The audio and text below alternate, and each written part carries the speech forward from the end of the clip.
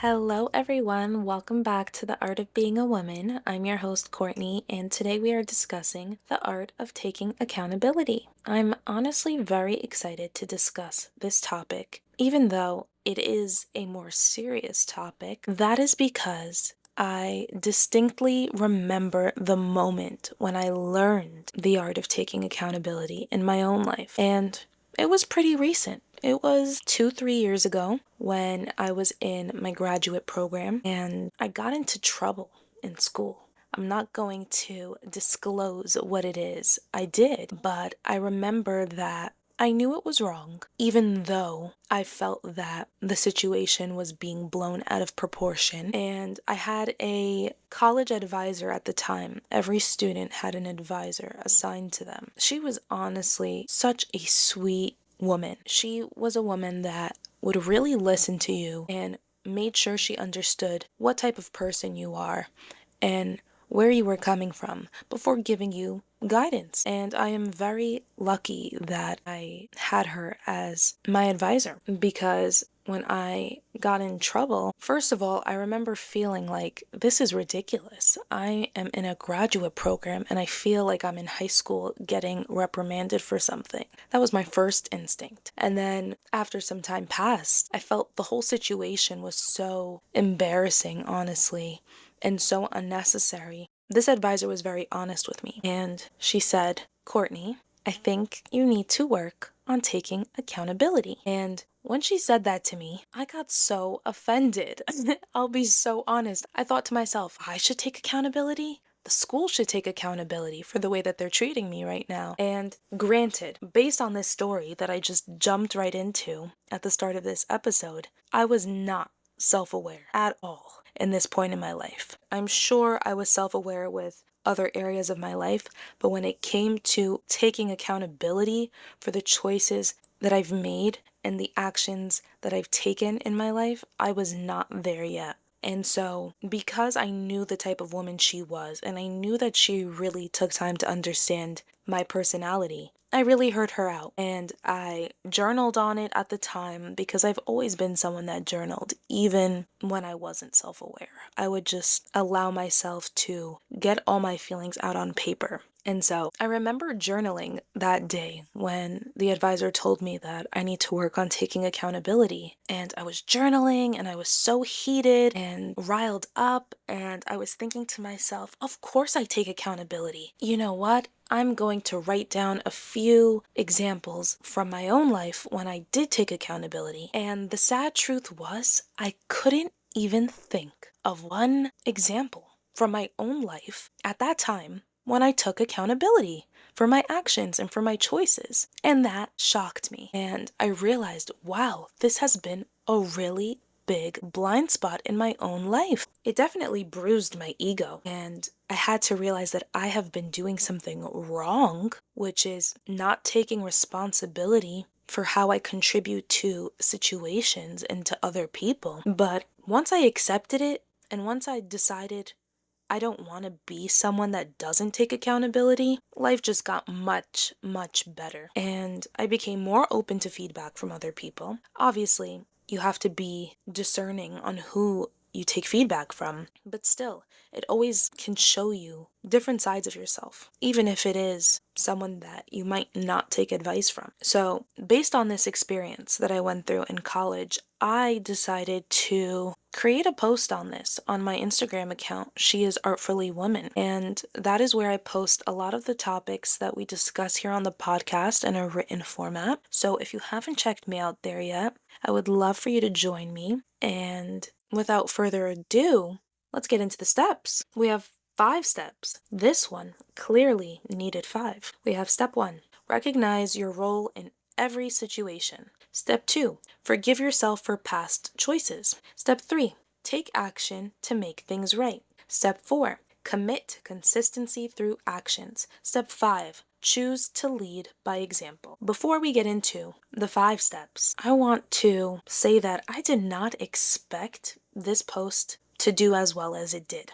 This is a very old post that I created in November, and now I'm recording this episode in April. Till this day, people are interacting with this post, and currently, I do not have a major following. So it's rare to see such an old post remain so current. And it honestly makes me really happy anytime I see someone like this post because it always reminds me of the experience that I shared.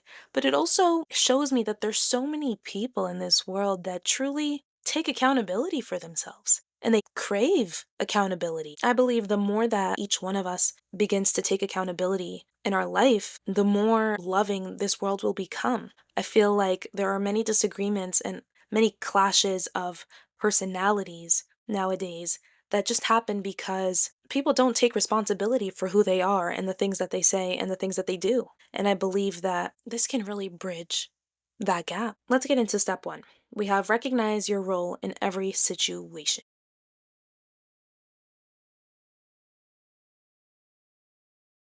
Before my college experience, before I was literally called out on my lack of accountability, I didn't realize my role in every situation. And what that means is many times we can think that life is always happening to us, whether it's someone starts a problem with us, someone has an attitude with us, it's always someone else is triggering us, someone else is ruining our day. And whenever we think of an experience in that way, or whenever we tell a story of something that we went through in that way, what we're really doing and saying is that we had no role in the situation that we were a part of. Many times we can be reactive and triggered, and we can truly believe that we had no choice in the things that we said. We had no choice in the way that we acted. It's other people that caused us to feel a certain way. It's other people that caused us to say certain things and do certain things.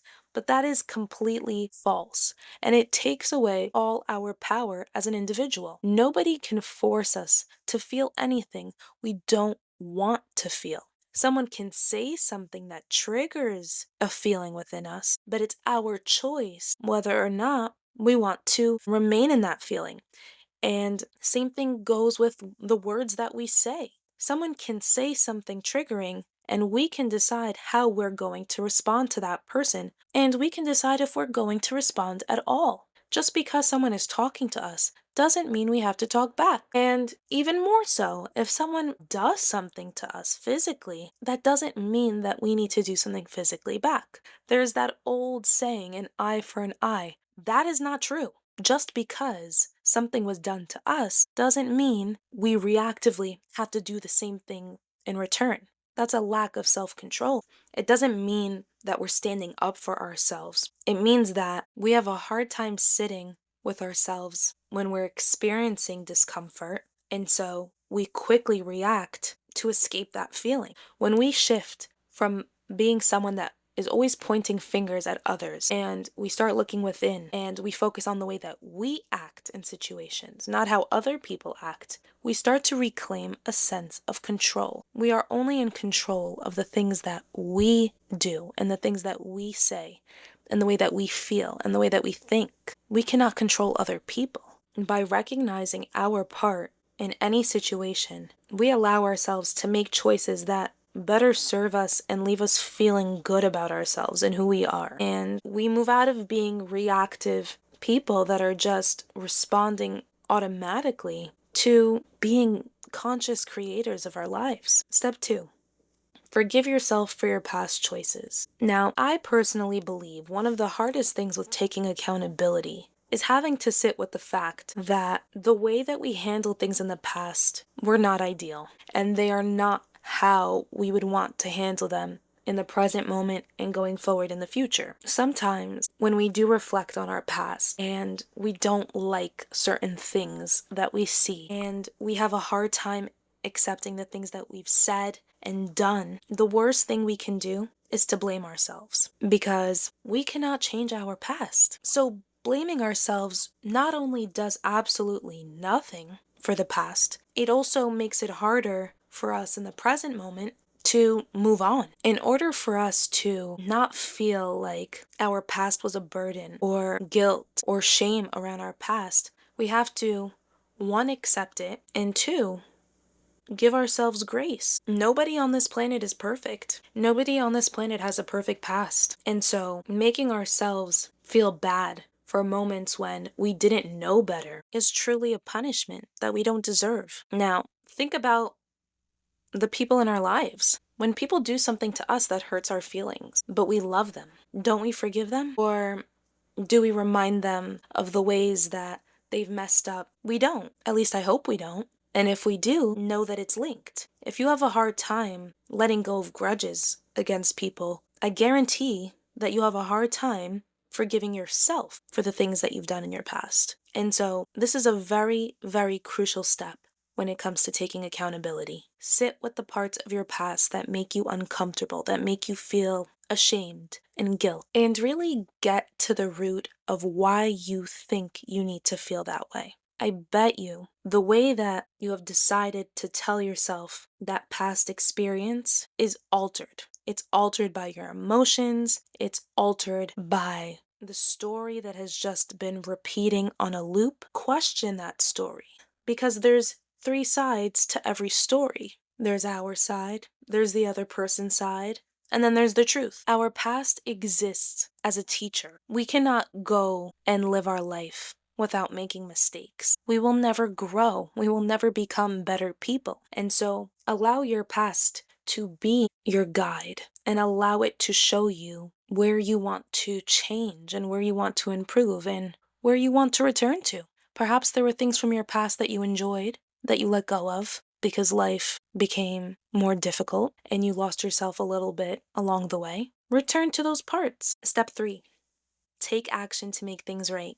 This is when things get good. When it comes to taking accountability, we first have to recognize how we played a part in a situation. We have to forgive ourselves for making some choices that we would not make in the future. Now we need to do something about it because it's not enough to take accountability within yourself alone. The most important part of taking accountability is taking action to make things right. That can mean apologizing. It can also mean openly expressing how you contributed to something that has affected other people. This doesn't mean that you need to start blaming yourself for every situation that you're a part of that doesn't turn out right, but be open to taking responsibility for your part. Be open to being wrong. Be open to making mistakes and be open to being expressive about these things. The sooner that we are expressive, that we do make mistakes and we did have a part to play in things not going so well, the less we feel guilt and shame around it. Because again, nobody is perfect and we all make mistakes. The purpose of making mistakes, though, is to grow from them. The sooner that we take accountability for the mistakes that we make, the sooner we grow from them. There are people that we can meet in life where they do not take accountability. So they're making the same mistakes over and over again, and they're not realizing that they're the common denominator. They are the reason why they keep going through the same struggle in life. It's because they are choosing not to learn from their mistakes. I believe eventually we get to a point in life where we do learn from our mistakes, but it's definitely better to learn it right away when it's fresh in our mind rather than to resist the fact that we should change and grow. Step 4, we have commit to consistency through actions. This is a good step. Because let's say you're listening to this episode and you went through something recently where you were forced to take accountability and it stings and it's uncomfortable and you're still powering through. You're doing a great job. You realize, yeah, I definitely played a part in this. It might not have been fully my fault or fully my responsibility, but I accept that it partially was. That's amazing. But now allow this lesson of taking accountability to continue with you throughout your whole entire life. Any time that you have an opportunity to take accountability and responsibility for your words and your actions, do it, because this will lead to you building the qualities of honesty, reliability, and integrity within yourself. Those are honorable personality traits to have, and they are rare, unfortunately, but they are rare. When we create a life that is grounded in self respect, and confidence, and we own the actions that we take in our life, we build this deep inner strength and self trust. And through our actions, it will remind other people that we are reliable, we are trustworthy, and we have good morals. That might not sound like a whole lot short term, but in the long term, it will lead to lasting fulfillment. We will feel so good to be the person that we have become. On top of that, we will attract like-minded individuals. Of course, we may experience the occasional person that lacks accountability. But once we really learn this lesson and we fully accept the fact that there was a version of us that had a difficult time taking accountability and we have grown beyond that, we meet the people that have not gotten there with compassion because we know what it's like. We know what it's like to not know that we are the cause of our own suffering sometimes. Over time, we end up not attracting people like that anymore. In the beginning, though, I believe that whenever we are learning a life lesson and we are growing out of a version of ourselves, we are definitely met with people that are similar to our old ways of being to sort of test our growth. And when we no longer get triggered by the people that do things that we used to do, that's how we know that we fully evolved, because we have mastered full acceptance within ourselves. Step 5, we have choose to lead by example. Many times we can have all the reasons in the world as to why we don't need to take accountability in a situation. Maybe the other person really did something way worse than what we did. But as we've discussed, number one, we have no business worrying about the things other people do, say, and feel, because it is beyond our control. There's nothing that we can do to change those things. Those things can only be changed on an individual level. And so when we are in situations, when we are met with someone that is not taking accountability and they're not owning up to their choices, they're not trying to make things right, allow those moments to fuel you to lead by example. And how do we do this? We do this by still taking accountability in the situation. And this is hard. This is like the hardest level of taking accountability. But I promise it feels so rewarding. Maybe not short term, but long term it does. When we're hurt by someone or we feel let down by someone, we easily expect others to acknowledge their actions and what they did wrong. We expect them to own up to their choices and to make things right as soon as possible. But accountability is a two-way street. If we want honesty, if we want respect, and we want growth from other people, we need to embody that same energy ourselves. And we need to embody that energy when we have opportunities to take accountability with other people. It's not about feeling guilty or always admitting that you're doing something wrong. It's about really creating relationships in our lives where it's built on respect and integrity. And by embracing responsibility, we set a standard for how we wish to be treated. And this ultimately helps us cultivate a life filled with mutual respect and deeper connections. It's beautiful to have a relationship with someone where they can admit when they did something wrong easily, and you can admit you did something wrong easily. You don't feel hesitant to confront someone on something because you know that they are open to being wrong and they are open to hearing a different perspective. When we separate our actions from our self-worth, because we do make mistakes, that doesn't diminish our self-worth. Accountability ends up becoming a tool for empowerment. When we reflect on our actions without getting too defensive, it allows us to really unlock more insight into who we are, and it allows us to strengthen our relationships with the people that we love, and it also allows us to strengthen our character. I hope you enjoyed listening to this episode. I hope it brought value to you and it encouraged you to look within your life and see where you can take more accountability, or perhaps this was an episode that allowed you to see how far you've come. Thank you for taking time out of your day to listen to today's episode. It means the world to me. If you enjoyed listening, please rate this podcast and share it with your friends and family if you feel like they can benefit from this. I hope you have an amazing week. I love you all. Until next time, bye for now.